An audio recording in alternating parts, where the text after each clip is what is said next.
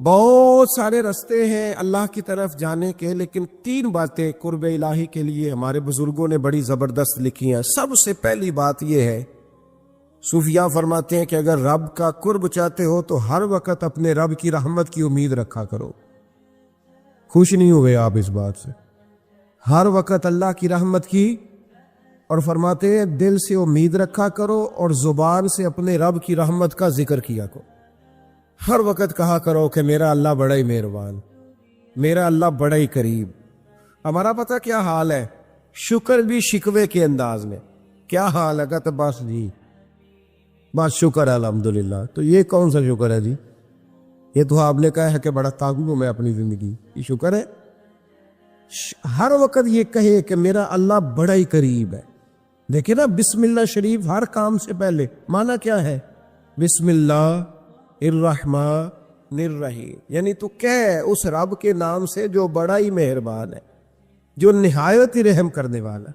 ہر وقت کیا ہے کہ میرا اللہ بڑا مہربان ہے، میرا اللہ بڑا رحم۔ ہر وقت وہ خاص ذوق، وہ درد، وہ شوق، بس تو کہے کہ یار جو اللہ نے مجھے دیا ہے وہ شاید اللہ نے کسی اور کو دیا ہی نہیں۔ تیرا یہ ذوق بنے، تیرے اندر اللہ کی رحمت کے ساتھ خاص تعلق پیدا ہو۔ میرے رسول کریم علیہ السلام ہر مقام پہ اپنے رب کی رحمت کا ذکر فرماتے۔ بات کسی کی ہو رہی ہوتی، حضور چھیڑ اللہ کی رحمت کا ذکر دیتے۔ ایک صحابی چڑیا کے بچے اٹھا کے لے آئے، وہ چڑیا شکایت لے کے آئی اور حضور کے کندھے پہ بیٹھ کر شکایت کرنے لگی کہ حضور آپ کے صحابی نے میرے بچے اٹھا لیے۔ بات تو چڑیا کے بچوں کی ہو رہی تھی نا، تو رسول کریم فرمانے لگے اس کے بچے چھوڑ دو، اور پھر حضور فرمانے لگے دیکھو یہ چڑیا اپنے بچوں سے کتنا پیار کرتی ہے۔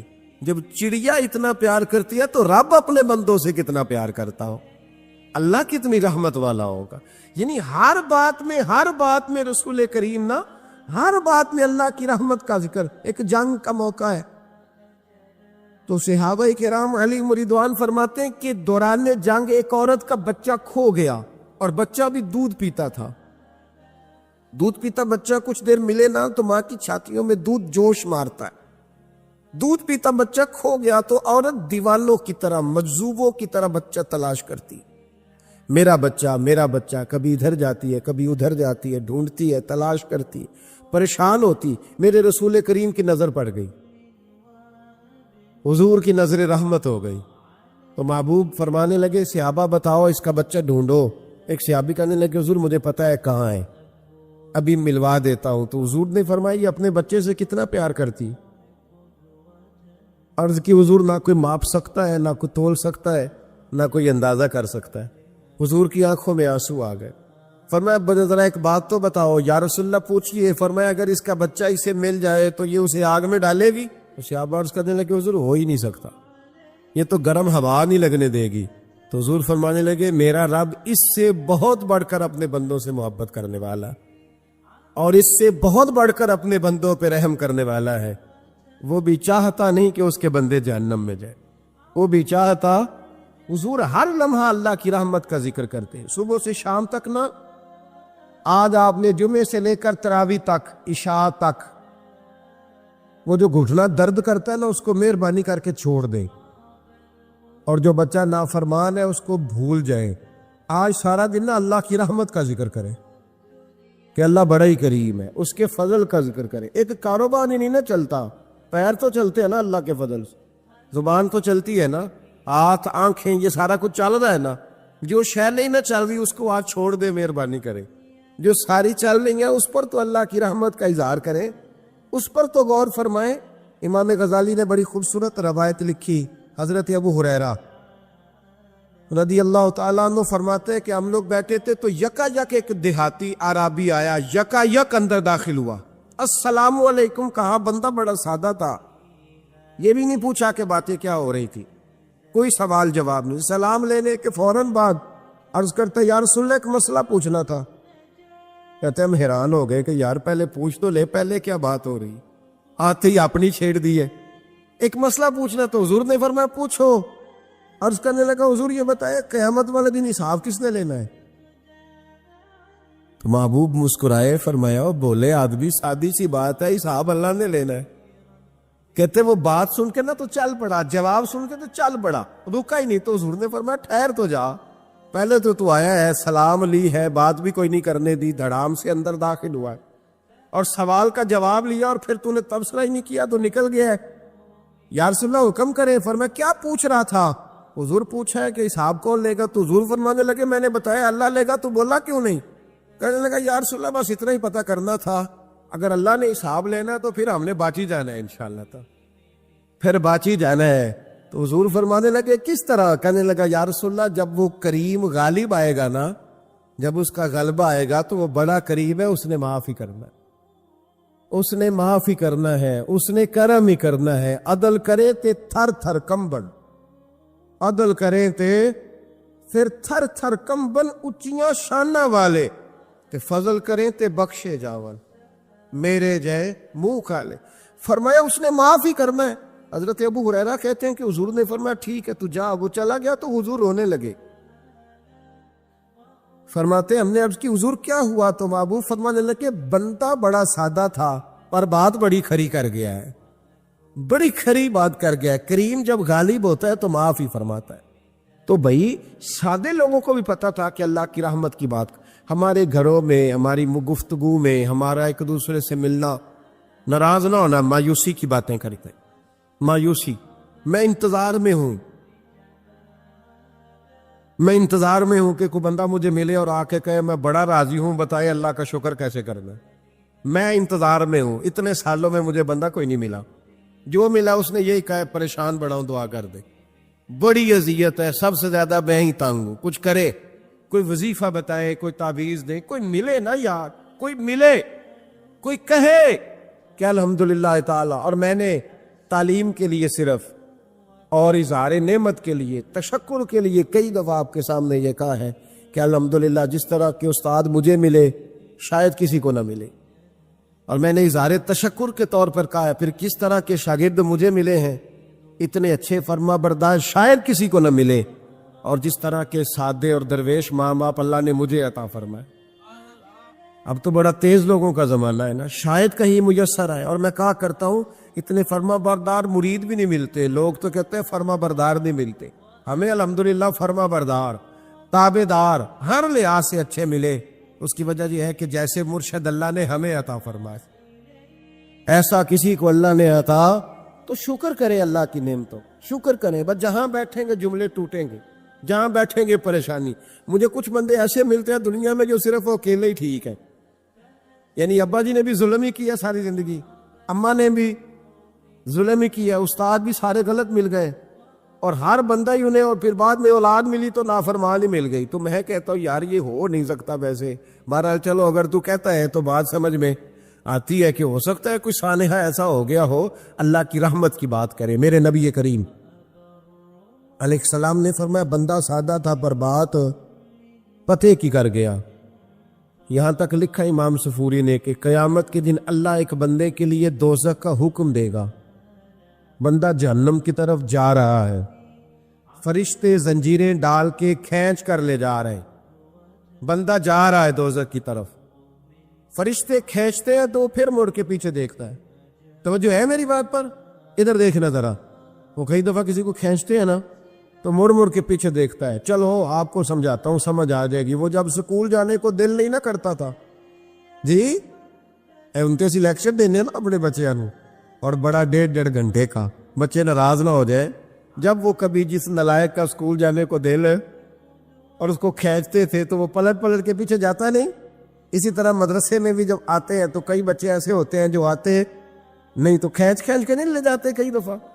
تو جب کھینچ کے فرشتے جہنم کی طرف لے جا رہے ہیں, کھینچتے ہیں تو پلٹ کے پھر پیچھے دیکھتا ہے, پھر فرشتے کھینچتے ہیں پھر پیچھے دیکھتا ہے, پھر فرشتے, ذرا نظارہ دیکھنا, دوزخ کو لے جا رہے ہیں, پلٹ پلٹ کے اللہ کی طرف دیکھتا ہے.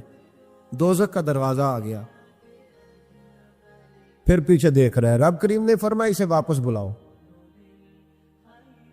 رحمت دا دریا الہی, بلاؤ اسے واپس. واپس آیا, اللہ نے فرمایا بتا تو پلٹ پلٹ کے کیا دیکھتا تھا؟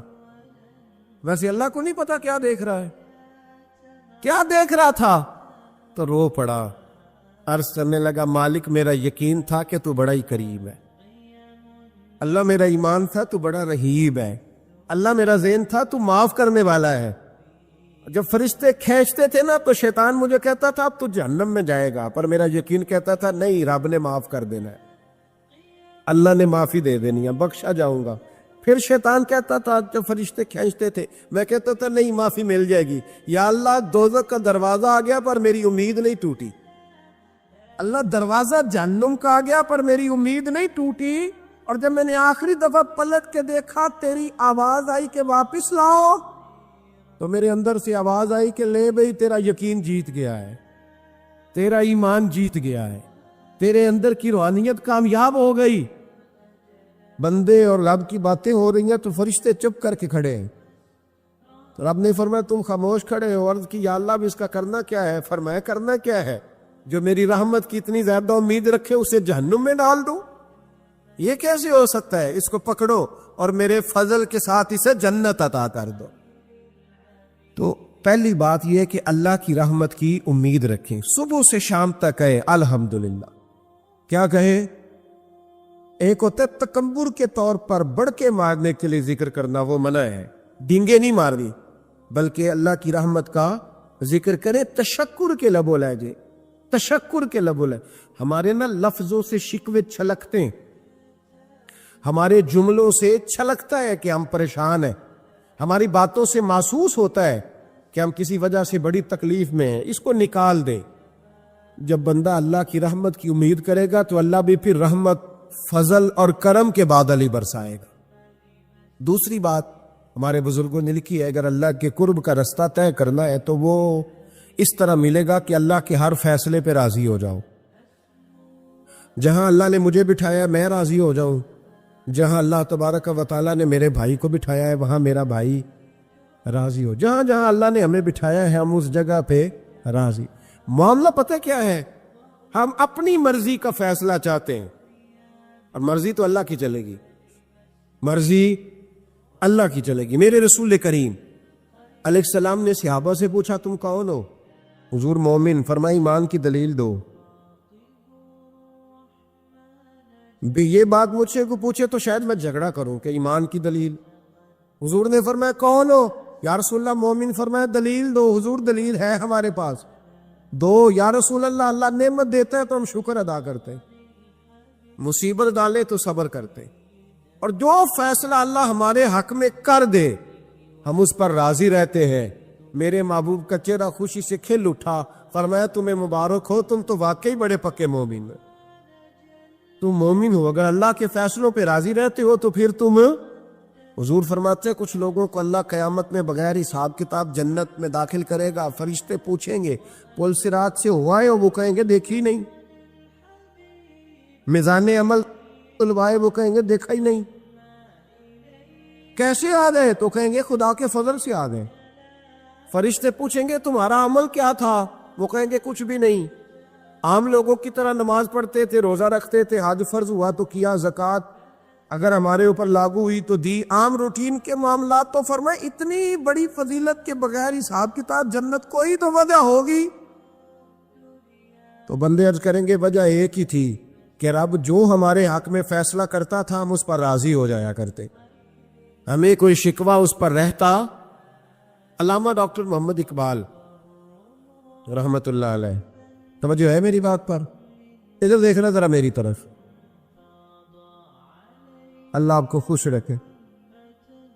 کچھ لوگ نا جی کہتے ہیں ڈاکٹر اقبال نے داڑھی کیوں نہیں رکھی تھی؟ تو جی غلطی کی علامہ اقبال نے، رکھنی چاہیے تھی انہیں۔ ناراض ہو گیا آپ لوگ، جو جس کی غلطی ہے وہ اس کی یہ غلطی ہو گئی ان سے، انہوں نے نہیں ٹھیک کیا۔ اب اقبال کے داڑھی نہ رکھنے سے کیا سنت کی مخالفت پر اسے ڈگری دی جائے گی؟ وہ میں ہی کیوں نہ ہوں، جو کام خلاف سنت ہے وہ بہرحال۔ لیکن میرا سوال یہ ہے کہ اقبال نے صرف داڑھی نہیں رکھی، باقی سارے کام اچھے کیے، تو آپ باقی کے تو سارے اچھے کر لینا۔ اقبال نے جو کام کیا، جو دین کا درد دیا، جو پیغام دیا، جو جد و جہد کی، اس کو تو سمجھ لو نا۔ مطلب صرف داڑھی پہ آ کے دلیل پکڑتے ہو۔ علامہ اقبال نے مکان بھی نہیں بنایا اپنا، کتنا بڑا آدمی ہے، کوئی جائیداد ہے اس کی؟ تسی بھی چھڈو مکان سارے۔ اقبال وہ دیکھے نا بابے بلے شاہ کی لوگ مثال دے دیں گے، بابا صاحب مجذوب آدمی تھے، تو بابا صاحب کے حصے میں تو کئی مربع زمین آتی تھی، وہ بھی انہوں نے نہیں لی۔ ہمارا ملانگ روٹی کا اس کو پتا ہے، نوٹوں کا بھی پتا ہے کہ 5000 والا کون سا ہے، 100 والا کون سا ہے، باقی ٹائم وہ بابا بلے شاہ بن جاتا ہے۔ یہ کون سا سٹائل ہے کہ مرضی کی چیز آئی تو قابو کر لی؟ تو ڈاکٹر اقبال نے یہ درست کیا، لیکن اس کے باوجود ہمارا نظریہ ہے کہ اللہ اس کی یہ خطا معاف کرائے گا، پر بندہ بڑا باکمال تھا، یہ بڑی خوبی تھی، اور اس میں بھی کچھ حکمت ہوگی، کچھ باتیں ایسی انہوں نے لکھی ہیں بعض جگہوں پہ، لیکن اقبال کی جو معرفت ہے، جو حسن ہے، جو وقار ہے ان کے لب و لہجے میں، اس کا انکار کیا جا سکتا نہیں۔ ایک تقریر میں کر رہا ہوں، ایک بزرگ کرتے ہیں، ہمیں ماحول دیا جاتا ہے، اسٹیج لگا کے، ممبر بٹھا کے، پھول ڈال کے، کھانا کھلا کے، پیار کر کے۔ ایک وقت وہ تھا جب اظہار اسلام، خالی اظہار اسلام بڑا مشکل تھا، اور ابلاغ اسلام، ترویج اسلام، یہ تو کٹھن مرحلہ تھا۔ لیکن صحابہ کو چونکہ ناز تھا نا کہ ہم نبی پاک کے غلام ہیں، کسی جگہ جھجک کر بات نہیں کرتے تھے، ڈر کر بات نہیں کرتے تھے، ان کے لہجے وہ دفاعی محاذ پر نہیں کھڑے ہوتے تھے، صفائیاں نہیں پیش کر رہے ہوتے، ان کا لہجہ اس طرح کا ہوتا تھا کہ سامنے والا مرعوب ہو جاتا تھا۔ نبی پاک صلی اللہ تعالی وسلم ابھی مکہ شریف میں تشریف فرمائے، حضور مدینہ طیبہ نہیں گئے، ایک گاؤں پر بھی بظاہر اسلام کی حکومت نہیں۔ صحابہ بعض زیادہ تکلیف میں آ گئے تو حبشہ کی جانب ہجرت کی اجازت مل گئی، صحابہ چلے گئے۔ اور وہاں جب ایک قافلہ پہنچ گیا، حضرت جعفر طیار رضی اللہ تعالیٰ عنہ، سیدنا عثمان غنی رضی اللہ تعالیٰ عنہ، اور بھی کئی لوگ پہنچ گئے۔ حضرت خالد بن سعید بن عاص رضی اللہ تعالیٰ عنہ ایک بڑے معروف صحابی تھے، وہ کہتے میں بھی موجود تھا۔ اب یہاں سے ان لوگوں نے نا وہاں بندے بھیجے، قریش مکہ نے، کہ ہمارے کچھ لوگ آگے، انہوں نے بھی ایک کہانی یاد کی ہوئی تھی، ہر بندے نے اپنے آپ میں ایک کہانی یاد کی ہوتی ہے، ہر بندے نے، انہوں نے بھی ایک کہانی یاد کی تھی۔ دیکھو جی، ہمارے بڑوں کو وہ گمراہ کہتے ہیں تمہارا دادا بت پوجتا تھا، گمراہ تھا، ہمارے نانا کو برا کہتے، وہ دیکھو جی انہوں نے ایک بھائی کو کلمہ پڑھا دیا ہے، ایک بھائی ابھی بتوں کی طرف سے گھر میں لڑائی شروع ہو گئی۔ وہ کہتے تھے دیکھو جی عجیب بات ہے نا کہ ہم نے غلام خریدے، اتنے پیسے خرچ کیے، آپ نے بھی یہاں ملازم رکھے ہوئے، تو انہوں نے تو ہمارے غلاموں کو ہمارے خلاف کر دیا ہے۔ وہ تو کہتے ہیں یہ تمہارے بھائی ہیں، جس طرح کا خود کھانا انہیں بھی کھلانا ہے، تو نظام کیسے چلے گا؟ بہت بڑا بزنس تھا، غلام رکھنا ایک باقاعدہ کاروبار تھا۔ یہ ساری کہانی جا کے انہوں نے بادشاہ کو بھی سنائی، نجاشی کو۔ نجاشی ذرا زیرک آدمی تھا، ہمارے ہاں بھی دیہاتوں میں اس طرح کے چودھری ملتے ہیں کہ جو پہلے چلا جائے فیصلہ اسی کے حق میں، اور جانا پہلے شرط ہے، جو پہلے گیا فیصلہ اسی کے حق میں ملتے ہیں، اس طرح کے بہت سارے منصب۔ تو نجاشی کہنے لگا میں اس طرح کا نہیں ہوں، تم نے بات سنائی ہے میں ان کی بھی سنوں گا۔ وہ عیسائی راہب جو بیٹھے تھے نا، انہوں نے بڑی تعصب والی گفتگو کی کہ بادشاہ وہ ادھر آ گئے، ہمارے ملک میں آ کے وہ اسلام کی بات کرتے ہیں۔ انہوں نے بھی پوری کہانی بنائی، پیغام چلا گیا۔ یہ نوجوان دوست میری بات پر غور کریں، کچی کچی باتیں، امیگریشن کا ٹائم آ گیا تو جب آپ وہاں گفتگو کر رہے ہیں اسلام کے بارے میں تو آپ کے جملے تھکے تھکے سے، آپ کی باتیں کچی۔ آپ جب یورپ کا ویزا اپلائی کر رہے ہیں تو وہاں جب آپ سے سوالات ہو رہے ہیں تو آپ کے جملوں میں کمزوری، صرف یہ کہ تھوڑا سا مستقبل مالی طور پر مضبوط کرنے کے لیے، اے طائر لاہوتی اس رزق سے موت اچھی، جس رزق سے آتی ہو پرواز میں کوتاہی۔ عزیز دوست، حضرت جعفر طیار پیغام گیا، جناب خالد بن سعید بن عاص رضی اللہ تعالیٰ عنہ فرماتے ہیں ہمارا مشورہ ہونے لگا کہ وہاں جا کے بات کیا کرنی ہے۔ لوگوں نے کہا ذرا حکمت سے، ابھی مسلمان اسلام اس حالت میں نہیں ہے، ذرا حکمت سے، ذرا تھوڑی سی نا دھانائی سے، ابھی ذرا طریقے سے، ابھی تگڑی باتیں نہیں کرنی۔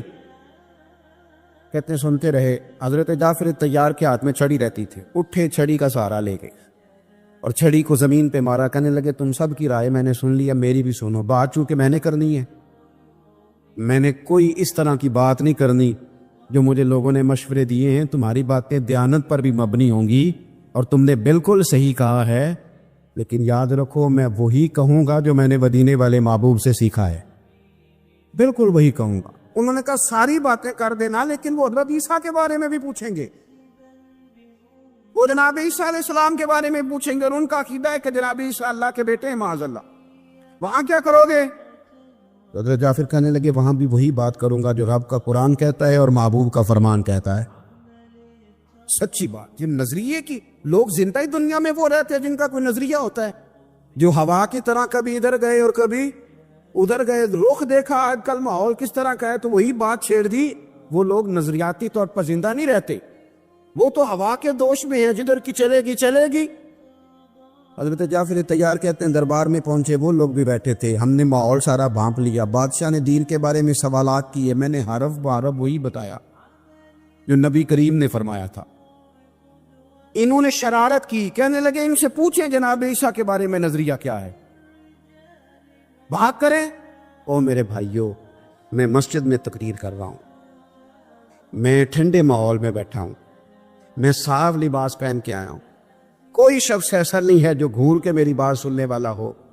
لیکن ذرا لمحہ تو دیکھیں نا, جب آپ نے ایمان کا ذائقہ لینا ہے تو پھر اس کے لیے کچھ نظریاتی بھی بننا پڑتا ہے, اس کے لیے پھر آپ کو فکری طور پر مضبوط ہونا پڑتا ہے. خدا نے جو آپ کو ایمان کی قوت دی ہے اس قوت کو سمجھنا پڑتا ہے, اپنے آپ پر تھوڑا غور کرنا پڑتا ہے. حضرت جعفر طیار کہتے ہم نکلے, ہمیں دوبارہ بلایا گیا, ہم سمجھ گئے کہ اب پہ شرارت ہوئی ہے. کہتے جب پہنچے تو بادشاہ کہنے لگا تمہارا جناب عیسیٰ علیہ السلام کے بارے میں نظریہ کیا ہے. اب دربار بڑا ہوا ہے, عیسائی راہب بھی بیٹھے ہیں, علاقہ بھی ان کا, ملک بھی ان کا, حکومت بھی ان کی, ہم مہاجر ہیں, اور بات بالکل ان کے نظریے کے خلاف کرنی ہے, اس مسلمان ہونے کا اعلان کرنا ہے. کہتے چھڑی میرے ہاتھ میں تھی, میں نے ایک دفعہ اٹھا کے پھر زمین پہ رکھی. یعنی کہ بادشاہ سونا ہمارا نظریہ کیا ہے, ہم عیسیٰ علیہ السلام کو اللہ کا بیٹا نہیں مانتے, ہمیں ہمارے محبوب نے فرمایا وہ اللہ کے بندے اور رسول ہے, جو کواری پاک مریم کے بطن سے بغیر باپ کے اللہ کی قدرت سے پیدا ہوئے ہیں.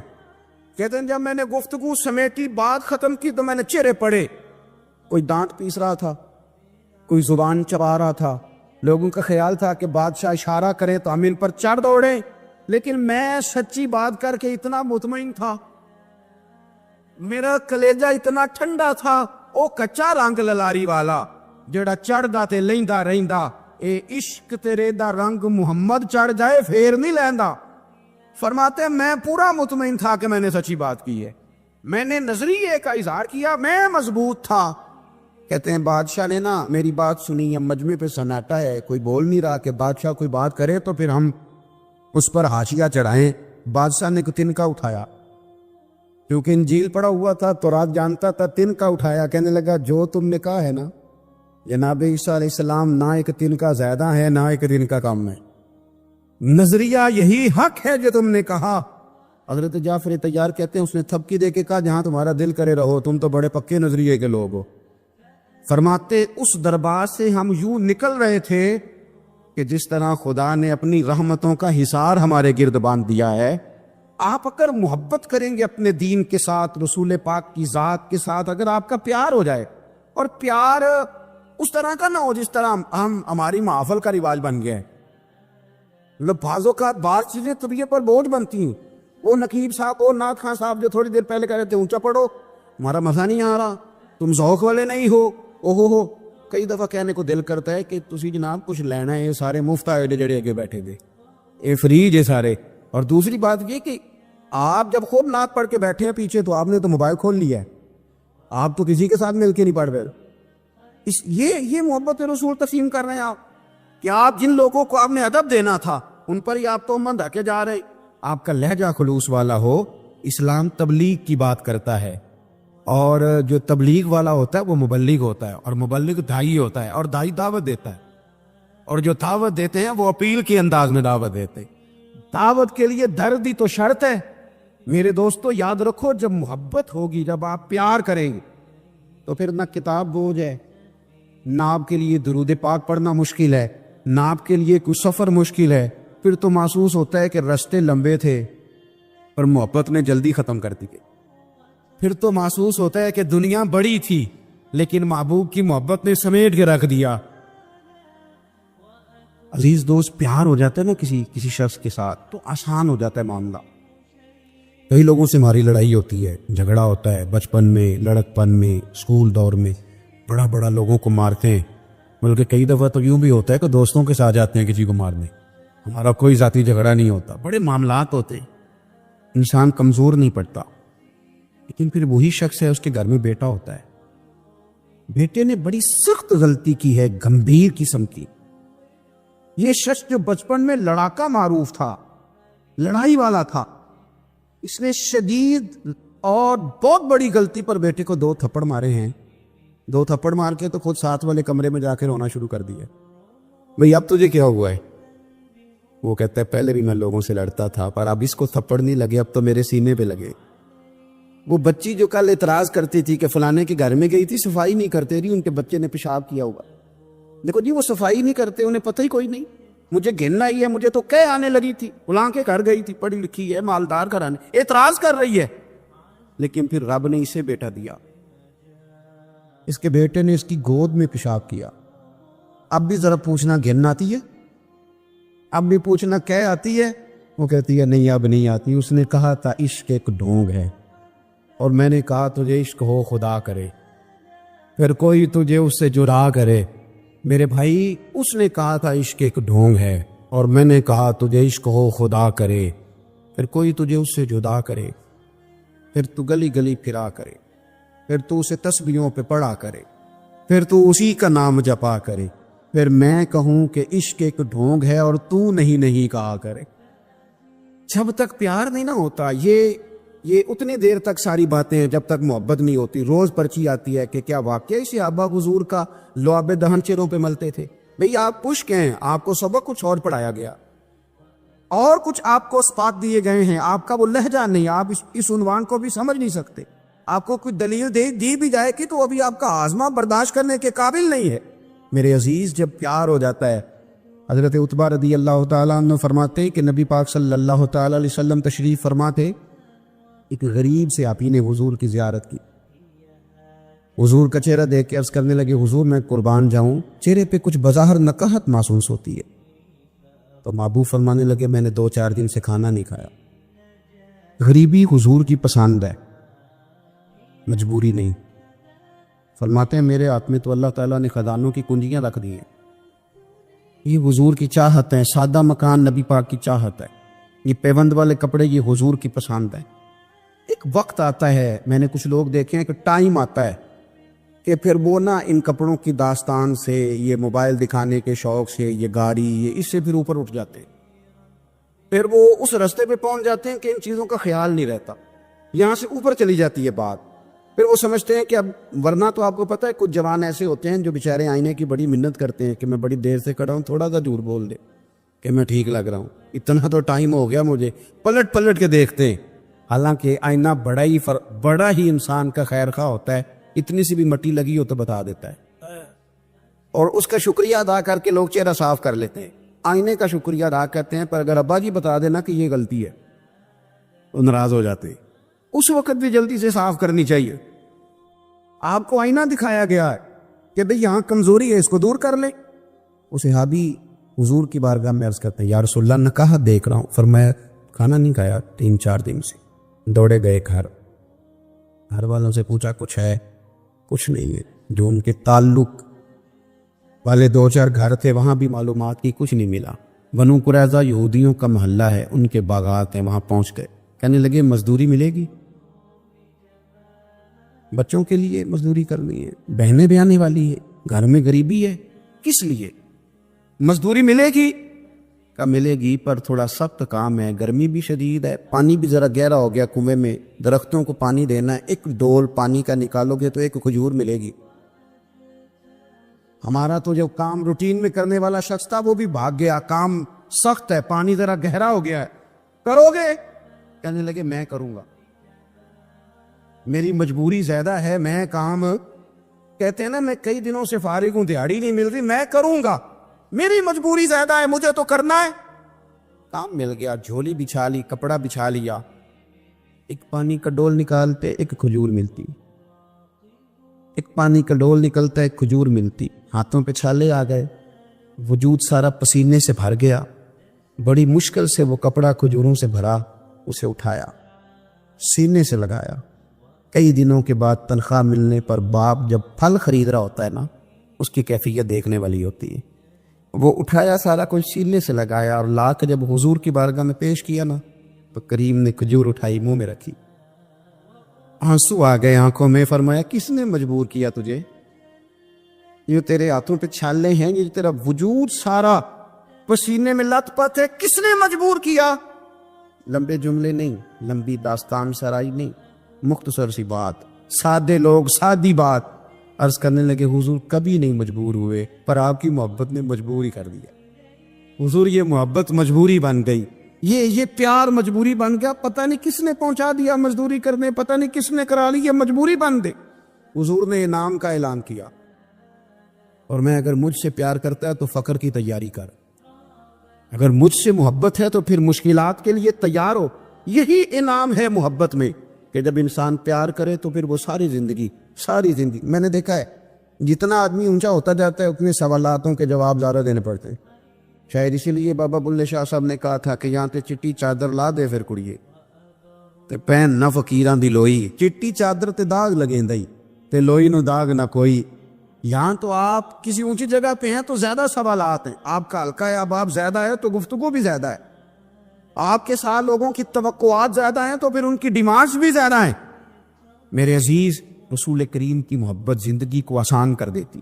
اور پھر ایک بات عرض کروں، حضور نے نا سادگی کو، فقیری کو، محبت کو عملی صورت دی، عملی صورت۔ ہمارے ہم بھی یہ باتیں کی جاتی ہیں لیکن ان کی عملی صورت نہیں ہوتی۔ گفتگو کی حد تک تو بہت سارے لوگ یہ بات کرتے ہیں، ہمیں روزمرہ میں جن سے ہمارے تعلقات ہیں وہ بھی کرتے ہیں، لیکن اس کی عملی صورت جب نہیں نہ ہوتی۔ حضرت زید بن حارثہ رضی اللہ تعالیٰ عنہ حضور کے غلام تھے، اتنا پیار تھا کہ لوگ سمجھتے تھے حضور کے بیٹے ہیں۔ محبوب نے درجہ ہی وہ دیا۔ حضرت زید کے بیٹے جو اسامہ بن زید تھے نا، حضور پتہ کیا فرماتے تھے؟ اگر یہ لڑکی ہوتا تو میں اسے زیور پہناتا۔ ان کے ناک سے رینٹ بہ رہی ہے تو محبوب نے کہا عائشہ ناک سے رینٹ نکل رہی ہے، سیدہ کہتے میں اٹھنے لگی تھی کہ حضور نے صاف کر دی۔ جب اس حد تک آپ غلام کے ساتھ آپ کا رویہ ہو، اس حد تک، یہاں تو میرے بھائی بندہ ہو بڑا سیاسی کارکن ہوتا ہے، بڑی اس کی بات ہوتی ہے، کہتے ہیں میرا سیاسی کارکن ہے، اور بندہ بہت قریب قرب والا ہوتا ہے، قرب خاص والا، بڑا ارادت مند ہے، بڑا اپنا ہے، اور اگر وہ کسی مشکل میں الجھ جائے تو لوگ کہتے ہیں یہ اس کا ذاتی معاملہ ہے۔ ذاتی معاملات میں نہیں بولتا، تو بھائی جب تک آپ کے دروازے پہ تھا تب تک اس کی ذات نہیں تھی ساتھ، تب تک آپ کا تھا وہ، اور اب اس کا ذاتی معاملہ ہو گیا۔ محبوب نے اتنی محبت کی، اتنا پیار کیا۔ جناب زید بن حارثہ بچپن میں کھو گئے تھے اپنے گھر والوں سے، کسی نے لا کے مکے بیچ دیا۔ سیدہ خدیجہ الکبریٰ رضی اللہ تعالیٰ عنہ کی بارگاہ سے ہوتے ہوئے حضور کی بارگاہ میں آ گئے۔ اس دور کا سب سے بڑا مسئلہ غلامی تھا۔ جب کوئی آدمی غلامی سے نکل جاتا تھا تو وہ سمجھتا تھا میں دنیا پہ آ گیا ہوں۔ غلام کی کوئی زندگی نہیں، اس کے پیسے کسی نے دیے ہوئے ہیں، اور غلام کا آزاد ہونا، اس لیے نبی پاک صلی اللہ علیہ وسلم نے اس کرب کو محسوس کرتے ہوئے فرمایا روزہ توڑ لیا تم نے، چلو 3 غلام آزاد کرو، فلاں غلطی کی، چلو 3 غلام آزاد کرو، کیونکہ غلامی سے آزادی بہت بڑا مسئلہ تھا۔ حضرت زید بن حارثہ کے والد چچا، یہیں کی روایت میں ان کے بھائی، پتہ چلا کہ ہمارے بیٹے حضور کی بارگاہ میں ہیں تو وہ پیسے لے کے آئے، اور واقعہ بھی اعلان نبوت سے پہلے کا، پیسے لے کے آئے، حضور یہ پیسے رکھ لیں، ہمارا بیٹا آپ کے پاس ہے، واپس کر دے۔ تو سرکار فرمانے لگے زید کو بلاتا ہوں نا، اگر تمہارے ساتھ جانا چاہے، اگر تمہارے ساتھ اپنا گھر نظر آئے تو بندے کا دل کرتا ہے گاڑی ذرا تیز ہو جائے، گاڑی ذرا، یعنی سرکار کا بھی طریقہ تھا کہ جب سفر سے واپس آتے تھے اور مدینے کی بلڈنگیں نظر آتی تھی تو گھوڑا تیز کر لیتے تھے۔ دل کرتا ہے بندے کا کہ جلدی سے گھر پہنچ جاؤ، اب نہیں رکنا، اب جلدی گھر چلو۔ کئی دور سفر پہ گئے ہونا تو واپس کوئی دوست کا بنا ذرا ٹھہر دے تو کہتے یار گھر جانے دیکھ دفعہ، ذرا ایزی ہو جائیں، پھر تیری بھی بات سنیں گے۔ حضرت زید کے والد لینے آئے، چچا لینے آئے، بھائی لینے آئے، یا رسول اللہ ہمارا بیٹا پاس ہے۔ حضور نے کیا فرمایا؟ تقریر نہ سمجھنا یارو، ہمارے پاس بھی 1 2 4 لوگ تو ماتحت ہوتے ہی ہیں، خدا را ذرا بات کو سمجھنا، یہاں رکنا۔ محبوب فرمانے لگے میں بلاتا ہوں، اگر تمہارے ساتھ جانا چاہے تو پیسے نہ دو، ایسے لے رہو۔ یہ باقاعدہ لفظ ہیں۔ چچا کہنے لگے یہ بھی ہو سکتا ہے وہ غلامی نہ چھوڑنا چاہے، یعنی غلام ہے کسی کا، وہ چھوڑنا نہ چاہے، اس دور کا تو سب سے بڑا مسئلہ ہے۔ تو محبوب زیر لب تھوڑا سا مسکرائے، جس کے گچھے سے لچھے جڑے نور کے، ان ستاروں کی نزہت پہ لاکھوں سلام، اور جس کی تسکی سے روتے ہوئے ہنس پڑے، اس تبسم کی عادت پہ لاکھوں سلام۔ بلاتا ہوں نا میں، اگر جانا چاہیں تو لے جانا، کہا پھر بلائیے. حضرت زید کو بلایا. محبوب فرمانے لگے تمہارے والد اور چچا ہیں. دوڑ کے گئے, سینے سے لے کے بیٹا تیری ماں روتی ہے, بہنیں یاد کرتی. وہ بھی کھل کے روئے. جب تھوڑا ہلکا ہوا نا دل, تو حضور نے فرمایا یہ لینے آئے ہیں, اگر جانا چاہو نا تو میری طرف سے اجازت ہے, جا سکتے ہو. حضرت زید وہاں کھڑے تھے, دوڑ کے حضور کی بارگاہ میں آئے. کہا یا رسول اللہ پیار بڑا ہے پر آپ کو چھوڑ کے تو نہیں نہ جانا. یہ تو نہیں نہ ہو سکتا تیرے قدموں میں جو ہیں غیر کا منہ کیا دیکھیں, اور کون نظروں پہ چڑھے دیکھ کے طلبا تیرا. جب محبت ہو گئی تو غلامی آسان ہو گئی. وہاں جھاڑو دینا آسان ہو گیا, وہاں برتن مانجنا آسان ہو. میرے عزیز, محبت والی زندگی بنائیں, اپنے گھر کے اندر بھی, اپنے اداروں میں بھی, اپنے روزمرہ کے معاملات میں بھی. اگر آپ کا وقت محبت کے ساتھ گزرتا ہے, میں نے شروع میں آپ کو کہا تھا کہ اپنی مثال دیتا ہوں, یہ اللہ کا گھر ہے, کوئی بندہ اس کا امام, کوئی اس کا خطیب لگ جاتا ہے تو ایک عجیب سی کشمکش میں ہیں سارے. جو 50,000 مسجد میں دیتا ہے وہ کبھی بھی جھاڑو نہیں دیتا آ کے, بلکہ بڑے سیانے ہوتے ہیں کمیٹی والے, وہ کہتے ہیں جناب آپ نے کون سا خود صفائی کرنی ہے, بچوں سے ہی کرا رہے. وہ بڑے اب محتاط ہو گئے, اس طرح کے لفظ بولتے ہیں. حالانکہ کہہ دینا چاہیے خطیب صاحب کو کہ ٹھیک ہے بھیجیں جا کے بچے اپنے گھر سے, آپ ان کو صفائی پہ لگاتے ہیں, وہ بھی سمجھدار ہیں. یہاں ماحول کیا ہے, یہاں یہ کہ ہمارے طلباء اس بات کو سمجھتے نہیں کہ صفائی مسجد کی نہیں, کمیٹی کی نہیں, یہ تو اللہ کے گھر کی ہے. کہ اٹھنا فریدا سوتیا تے جھاڑو دے بزیت, تو سوتا ہے تے رب جاگدا تیری ڈاڈے نال پریت. بھائی محبت کے ساتھ آپ کوئی بھی کام کر لیں وہ آسان ہو جائے گا. پیار کے ساتھ آپ کوئی بھی کام کر لیں وہ آسان ہو جائے گا. شرط یہ ہے کہ آپ مطلب کام نے تلخ ہو کے بھی تو ہو ہی جانا ہے نا. میں سفر کر رہا تھا تو ایک آدمی نے غلط کراس کیا گاڑی کو, غلط کراس بھی کیا اور الٹا طنز بھی کر گیا. انہیں لگا مولویوں چاجنا نہیں چلاؤ دی, وہ کر گیا. اب وہ ماحول گڑبڑ ہو گیا, ڈرائیور صاحب کا موڈ خراب ہو گیا. میں نے ان سے کہا کہ اس نے تو جو کرنا تھا وہ کر گیا ہے, اب سفر تو کرنا ہے کہ نہیں. آپ کچھ چیزیں سہنی بھی تو سیکھیں نا یار, سفر بھی کر. حضرت عمر بن عبدالعزیز گزر رہے تھے نا, ایک بوڑھے بزرگ سوئے ہوئے تھے, ان کے پیر پر آپ کا پیر آ گیا, لکڑی کے جوتے تھے, تو وہی جملہ بولا جو ہر بندہ بولتا ہے, کیا بندے. بابا جی بھی کہنے لگے حال انتم العاما, کیا آپ اندھے ہیں, اندھیرا تھا پہچان نہ سکے. حضرت عمر بن عبدالعزیز بڑے دھیمے لہجے میں کہنے لگے نہیں بزرگوں مجھے نظر تو آتا ہے. وہ جو 7 سپاہی تھے نا, آپ کو پتہ ہے کیتلی ہمیشہ چائے سے زیادہ گرم ہوتی ہے. وہ جو 7 سپاہی تھے انہوں نے نا فٹافٹ تلواریں نکال لی. آپ نے فرمایا تمہیں کیا ہوا, کہنے لگا جی اس نے آپ کو اندھا کہا ہے, بے ادب کی گردن ماریں گے. آپ نے فرمایا نہیں انہوں نے تو نہیں کہا. کہا جناب کہا ہے. فرمایا نہیں کہا جناب کہا ہے. فرمانے لگے بابا تم سے باتیں کر رہا تھا مجھ سے کر رہا تھا. کہا آپ سے ہی کر رہا تھا. تو کہنے لگے انہوں نے تو ایک سوال پوچھا ہے کہ آپ اندھے تو نہیں, تو میں نے کہہ دیا مجھے نظر آتا ہے, اس میں جھگڑے والی کون سی بات ہے. وہ جتن جتن تے ہر کوئی کھیڈے, یہ تو ساری دنیا کرتی ہے, ہم نے تو کرنا ہے ذرا سٹائل ہٹ کے. جتن جتن تے ہر کوئی کھیڈے, کہتے ہارن بھی کھیڈ فقیرا, جتن دا بول کوڈی پیندائی, ہارن دا بول ہیرا. کہیں کہیں انسان کو کہنا چاہیے کہ میں تو آج بازی اس لیے لگانے لگا ہوں کہ میں نے ہارنا ہے, میں نے پیچھے رہنا ہے. اپنی زندگی محبت والی کریں. یہ